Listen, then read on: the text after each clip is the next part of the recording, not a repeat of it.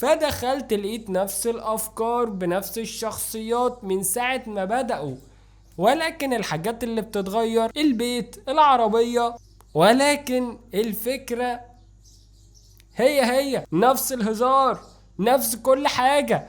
فهنا سألت نفسي هو ليه الواحد ممكن يكون معاه فلوس ومعاه شهرة ومعاه كل الحاجات اللي تتيح له فرصة ان هو يتطور وما يسعاش للتطور؟ هي المشكلة فين بجد؟ فتعالوا نحكي في الموضوع ده، يمكن يكون في حد مهتم زيي في هذا الحوار. انا عارف ان انا النهارده مكلف الدنيا وكده، وفي فاهم بصور من ناحيتين فكادرين يعني وكده. خليني اقول لك على حاجه، حسيت كده ان المشاهير دول بيقلدوا بياع بطاطا. يعني بياع البطاطا عاوز ايه؟ مش عاوز اي حاجه غير ان هو شغلانه يكسب منها فلوس ويعيش منها كويس بس، ولا عاوز يتطور ولا عاوز اي نوش في الدنيا. هو عايز بس شغلانه ياكل منها عيش وخلاص. ولكن الفرص الكتير اللي حواليك بتخليك مش عاوز تاخد اي خطوات. يعني انا كمان شويه كده ما نمتش من امبارح ومعايا شغل، فلكن انا لو الدنيا معايا كويسه بقى وخلاص ويوتيوب ودنيا وبتاع، اقول لنفسي خلاص ما تروحش الشغل، ما انت الدنيا تمام معاك، ما انت عندك فرص كتير، انت كواحد مشهور عندك ناس كتير حواليك بيقولك ايوه انت جامد قوي يا اسطى، انت مفيش منك. ف هتطور ليه؟ انت معاك حسابك في البنك بيقولك ان مشروعك هو اعلى حاجة، انت مفكش غلطة، فاهم؟ وناس كتير بتنافقك، فما عندكش الفرصة انك تتطور. زي ما تكون مثلا واحد لسه الدنيا بيبدأ، فهو محتاج يتطور ومحتاج ينافس نفسه ومحتاج يعمل حاجات كتير عشان هو محتاج يعلي من نفسه، فاهم؟ ولكن انت كواحد بقى عديت حاجات كتير بتبقى خايف. انا مثلا بعمل الحاجة دي، انا لو غيرت الناس مش هتحبني، الناس مش هتسمعني، الناس مش كذا، فانت بتبقى خايف. انا مش عليك انت، انا عليهم هم. فهم بيبقوا خايفين لو هو غير المحتوى ده محدش هيسمعه. وفي ناس بيقتنعوا ان الفلوس هي اللي بتحقق كل حاجة. الفلوس ممكن تشتري لك الجيم، ولكن مش هتعمل لك عضلات بقى مش هتعمل لك عضلات بقى وحاجات. ولكن تشتري لك كتاب مكتبة، ولكن مش هتخليك شخص مثقف، فاهم؟ تشتري لك ولكن مش هتطور لك، فاهم؟ ما هي الا سلعة او حاجة بتخليك تمتلك، مش انت اللي بيبقى عندك القيمة.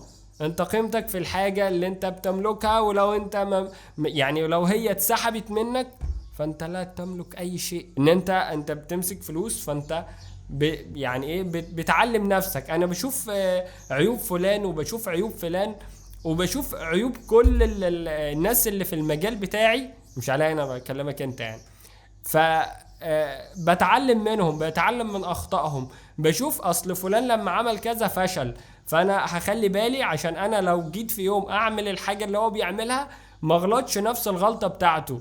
والله يا جماعة الحاجة دي فادتني بشكل كبير قوي قوي، وخلتني اتطور في حاجات كتير قوي. يعني اكيد انت قابلت في يوم ناس بيصرفوا فلوس كتير قوي عشان يحافظوا بس على منظرهم، ويقول لك بص التليفون اللي مش عارف بكام، وبص العربية اللي مش عارف بكام. هو بيبيع لك الهوا. انا عايش عيشة فل وممكن يكون مؤجر. والله يا جماعة انا قابلت حد، ما مش عاوز احكي، مش هينفع احكي. الشخص ده عايش عيشة تحت الصفر، فاهم حاجة؟ ولكن انا اول ما شفته انا قلت الشخص ده يا نهار ابيض، انا ما اوصل بس للحتة اللي هو فيها انا ابقى عديت الدنيا، فاهم؟ والله بجد.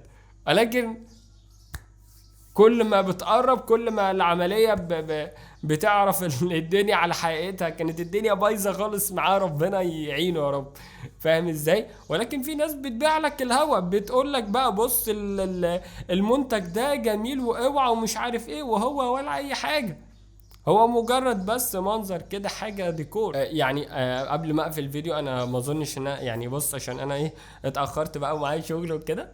طب علينا التزامات يا صاحبي، فاهم؟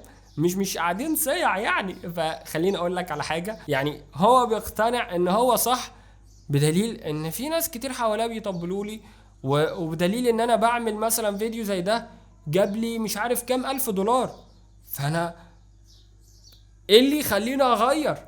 بدليل ان الفيديو جاب لي فلوس، وجاب لي حسابي في البنك مش عارف فيه كذا، وان الدنيا تمام، وان فاهم حاجه، وان الناس بيقولوا واو بقى وبتاع.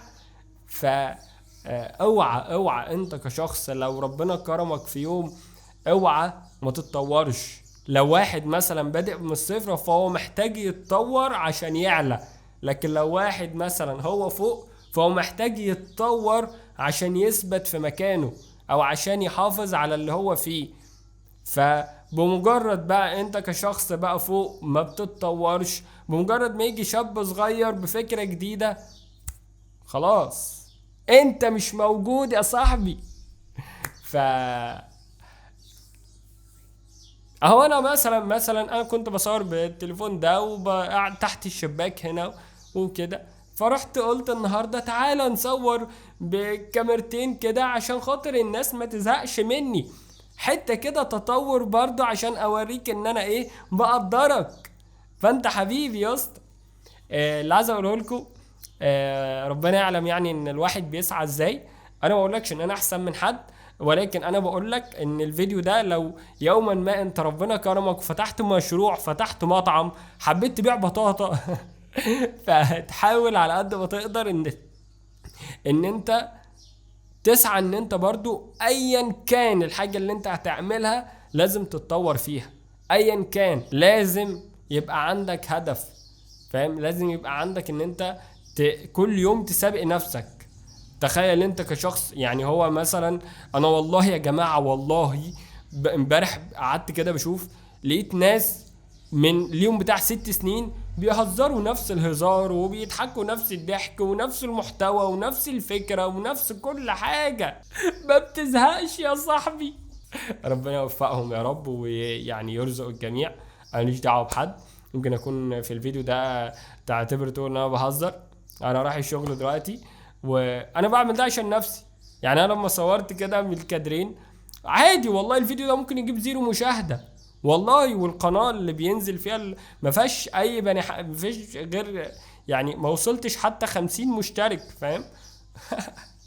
عادي، والواحد برضو بيعمل اللي عليه، وبص مطلع الدنيا وفرش فاهم؟ مع اني بقى مش هقول اصل كده كده محدش هيتفرج، فانا اصور باي حاجة، فانا اعمل اي حاجة. لا عادي، الفيديو ده النهاردة مجابش اي مشاهدات، بكرة هيجيب 100 مليون، فاهمني؟ فالواحد بيتطور وبيعمل الحاجة دي عشان نفسه.